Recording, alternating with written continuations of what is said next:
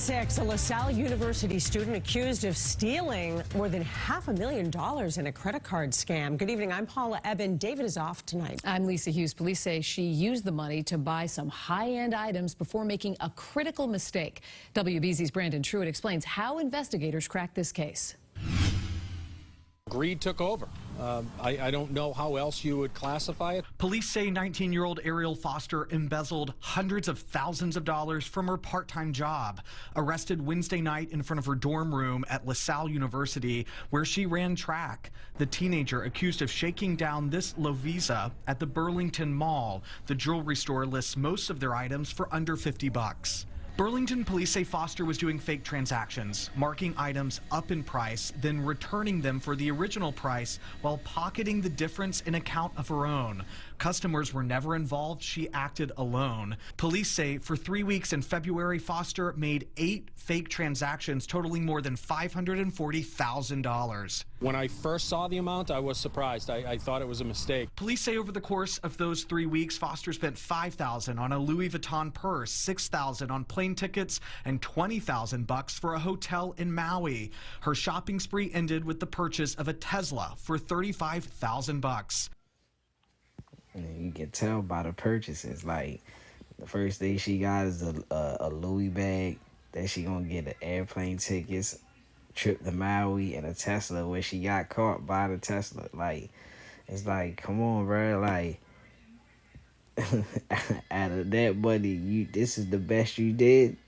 This is the best you did with all that money, you know. But what can you expect from a 19-year-old? You know, she's a child.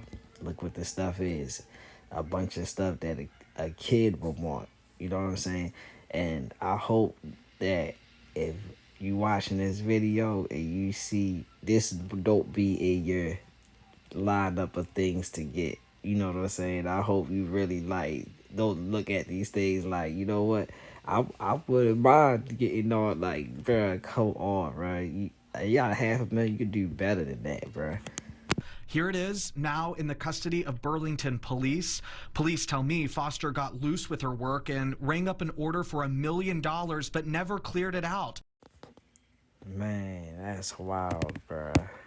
Shorty took $500,000 and then ran up a tab for $1 million, but didn't clear it. That's the only reason why she ain't get caught, because she didn't clear it. I mean, eventually she would have got caught. They would have started putting 2 and 2 together.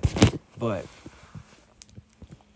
now, my question is, with that $500,000, would you just settle for that $500,000?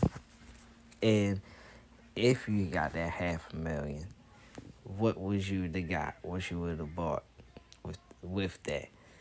Because you, like, see how Shorty just went on a splurge and, yeah, man, ran it up and got busted. A coworker saw the amount and then notified them. LaSalle University tells us they are cooperating with police, saying the responsibility of all students to comply with local, state, and federal laws applies both on and off campus.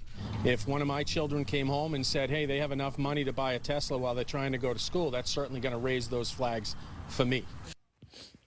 It's just wild listening to the story, though. Like, Shorty was a track star at the college, you know, working a part-time job, and then, you know, seen a loophole in the system and exploited it, and was able to successfully come up.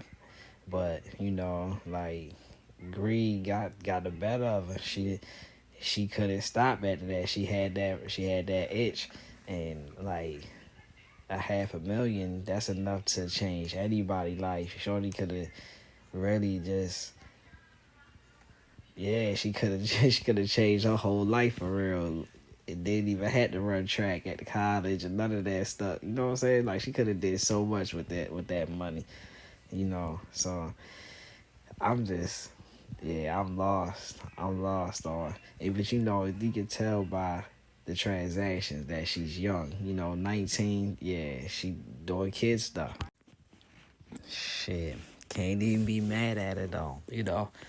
You know, there's people out here who scam fucking workers, scam old people, you know what I'm saying, hard-earned people. You know, it's worse scammers out here. She scammed the business where all their stuff is insured and it's gonna come back. The money gonna come back to the business regardless.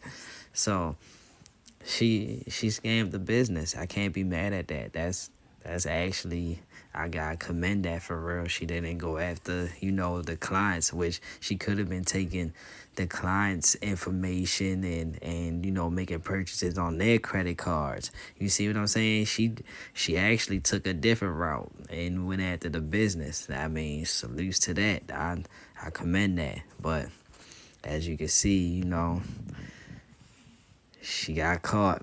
There's an old saying, you gotta know when to hold them and know when to fold them. If you was able to finesse $500,000, what would you get? I'm Maycog Chop. This is Always Carry Your Gun podcast. I'm out.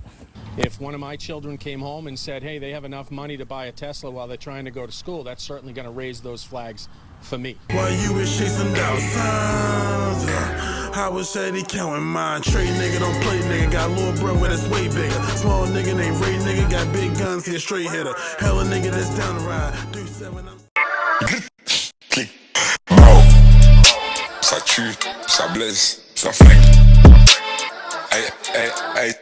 Bro, gazo.